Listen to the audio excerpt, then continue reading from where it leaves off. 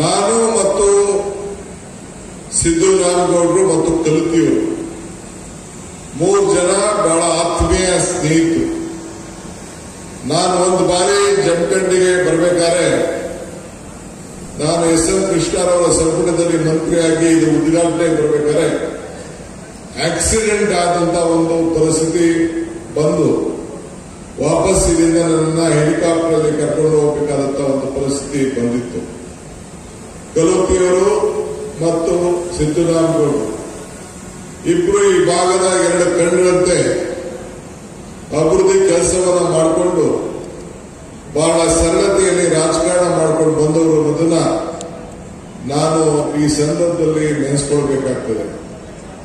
ಆ ಭಾವನೆಯಿಂದ, ಆ ಸ್ನೇಹದ ಸಂಬಂಧದಿಂದ ಇವತ್ತು ನಾನು ಇಲ್ಲಿಗೆ ಬಂದಿದ್ದೇನೆ.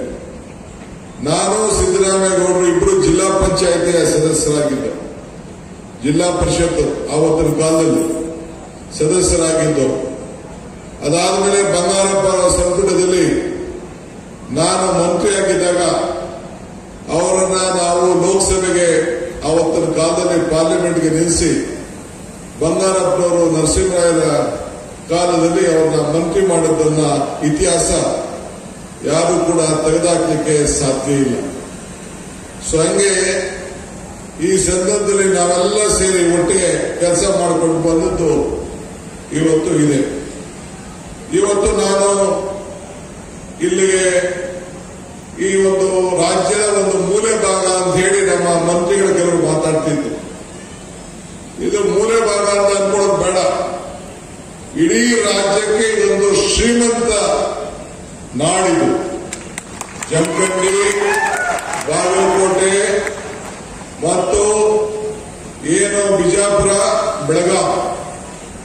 ನಮ್ಮ ಸೌದಿಯವರು ಹೇಳಿದಂಗೆ ಅವರು ಮತ್ತು ನಮ್ಮ ಶಿವಾನಂದ್ ಮಾತಾಡಿದಂಗೆ 50ಕ್ಕೂ ಹೆಚ್ಚು ಶುಗರ್ ಫ್ಯಾಕ್ಟರಿಯನ್ನು ಇಟ್ಟು ಸಕ್ಕರೆ ತಯಾರು ಮಾಡಿಸಿ ಎಲ್ಲ ರೈತರ ಬದುಕಿಗೆ ಅವರ ಜೀವನವನ್ನೇ ಬದಲಾವಣೆ ಮಾಡುವಂತ ಒಂದು ಶಕ್ತಿ ಇವತ್ತು ಇದೆ. ನನ್ನ ರಾಜಕಾರಣ ಕೂಡ ನಾನೊಬ್ಬ TAPCMS ಡೈರೆಕ್ಟರ್ ಆಗಿ 83ರಲ್ಲಿ 22 ವಯಸ್ಸು ನನಗೆ. ಆಗ ನಾನು ಚುನಾವಣೆಗೆ ಸ್ಪರ್ಧೆ ಮಾಡಿದ್ದೆ, ಮಾರ್ಕೆಟಿಂಗ್ ಸೊಸೈಟಿ ಡೈರೆಕ್ಟರ್ ಆಗಿ ಕನಕಪುರದಿಂದ. ಅಲ್ಲಿಂದ ಇಲ್ಲಿವರೆಗೂ ಕೂಡ ಒಬ್ಬ ಸಹಕಾರ ಮಂತ್ರಿಯಾಗಿ ಎಸ್ ಎಂ ಕೃಷ್ಣರವರ ಅವಧಿಯಲ್ಲಿ ಅವತ್ತು ಕೆಲಸವನ್ನ ಮಾಡಿದ್ದೇನೆ.